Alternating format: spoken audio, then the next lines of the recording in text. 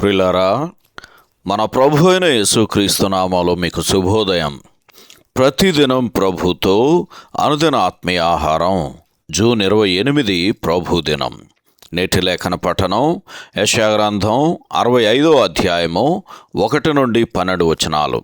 నేటి ధ్యాన లేఖనం యెషయా గ్రంథం 65వ అధ్యాయము 1-2 వచనాలు. నా యొద్ద విచారణ చేయని వారిని నా దర్శనమునకు రానిచ్చితిని. నన్ను వెదకని వారికి నేను దొరికితిని. తమ ఆలోచనలను అనుసరించి చెడు మార్గమున నడుచుకొనుచు లోబడనొల్లని ప్రజల వైపు దినమంతయు నా చేతులు చాపుచున్నాను. వ్యాఖ్యానాంశం: నన్ను వెదకని వారికి దొరికితిని. వ్యాఖ్యానాంశం: నన్ను వెదకని వారికి దొరికితిని. వ్యాఖ్యానం: నన్ను వెదకని వారికి నేను దొరికితిని అని యెషయా తెగించి ధైర్యంతో రాస్తున్నాడు.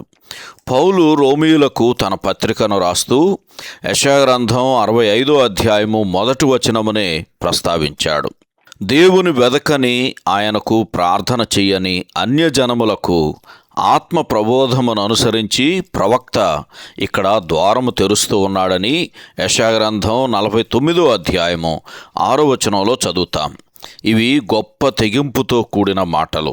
ఇంకా చెప్పాలంటే ఇశ్రాయేలీయుల చెవులకు ఇవి ఎంతో విప్లవాత్మకమైన మాటలు. ఎందుకంటే వారు తమ ఆధిక్యతలను బట్టి అతిశయించువారు. ముందటి అధ్యాయములో సమాచారము మనుష్యులకు వినబడలేదు అని చెప్పబడిన మాటలు దీనిని గూర్చినవే.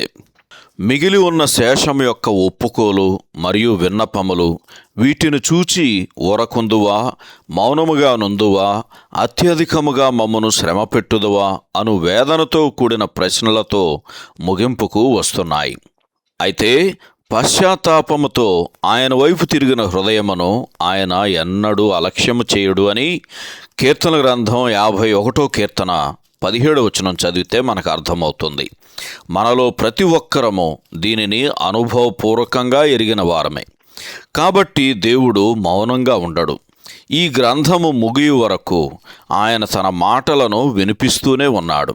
అయినను తన కొరకు కనిపెట్టువాని విషయమై ఆయన సిద్ధపరిచిన వాటిని గూర్చి తెలియజేసే ముందు, అనగా ఆయన ఏర్పరచుకొన్నవారు మరియు ఆయన సేవకులు, ఆయన తన అంతిమ తీర్పును ఇశ్రాయేలీయుల శత్రువుల విషయములో మాత్రమే కాక భ్రష్టమైన లోబడనొల్లని ప్రజల విషయములో కూడా ప్రకటించవలసి ఉన్నది.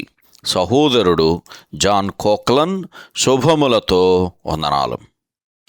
ఈ సందేశాలకు సంబంధించి కానీ బైబిల్కు సంబంధించి కానీ మీకేమైనా ప్రశ్నలు ఉంటే ఈ క్రింది నంబరుకు వాట్సాప్ ద్వారా పంపించండి. మీ ఆత్మీయ క్షేమాభివృద్ధి కోసం అనుభవజ్ఞుల ద్వారా జవాబులు అందించబడతాయి.